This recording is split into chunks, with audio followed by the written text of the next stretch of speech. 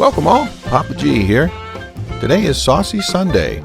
It's where we focus primarily on low-carb recipes for sauces, condiments, and dressings.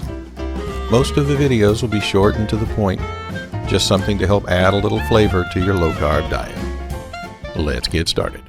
For our recipe this week, I'll be making a low-carb savory herb sauce. We'll be using a spice you may or may not have heard of, marjoram. It's similar to oregano, but it's just a little bit sweeter.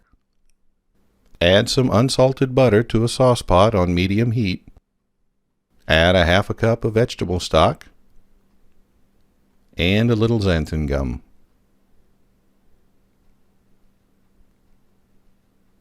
We'll season with some salt, ground black pepper, some dried thyme, about a half a teaspoon of marjoram.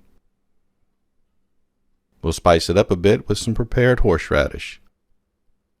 Add a little lemon juice and give that a mix to incorporate.